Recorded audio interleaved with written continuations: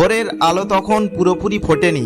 পাখিরা কিচিরমিচির করছে, আকাশে আলো আর অন্ধকারের খেলা চলছে। আপনি চুপ করে বসে আছেন বারান্দায়, চা হাতে, চোখে একরাশ চিন্তা। হঠাৎ আপনি খেয়াল করলেন একটা মাত্র হাঁস, একটি সাদা, একেবারে শান্ত হাঁস এসে দাঁড়িয়েছে আপনার উঠানে।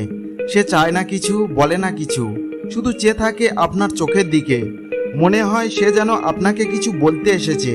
না, সে চিৎকার করে কিছু বলে না, তার নিঃশব্দ উপস্থিতি বলে দেয় সব কথা।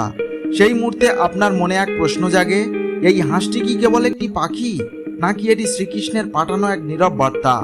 হাঁস একটি বাংলা নাম, সংস্কৃতে বলা হয় হংস। এই হংস কিন্তু শুধু একটি জলচর পাখি নয়, এটি ভারতীয় আধ্যাত্মিকতার এক গোপন প্রতীক।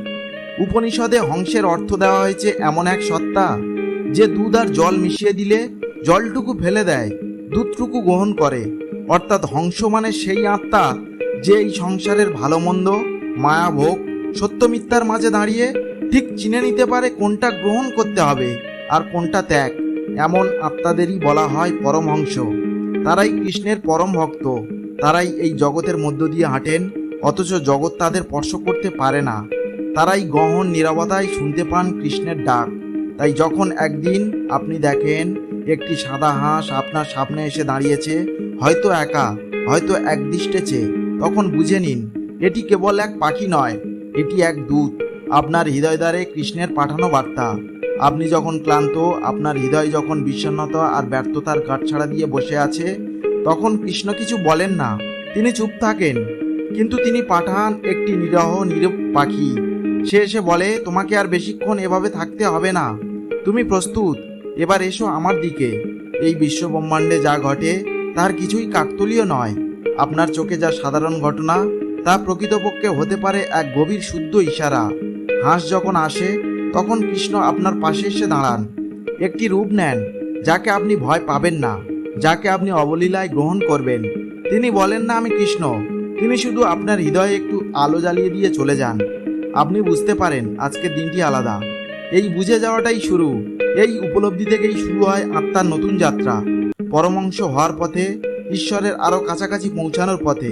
প্রিয় দর্শক, আপনার বাড়ির সামনে যদি কোনোদিন সত্যি একটি সাদা হাঁস এসে দাঁড়ায়, তবে একটিবার হলেও নিজের হৃদয়ের ভিতরে প্রশ্ন করুন, এটি কি কাকতালীয়, নাকি আমার প্রাণের ভিতর কৃষ্ণ কিছু বলছেন?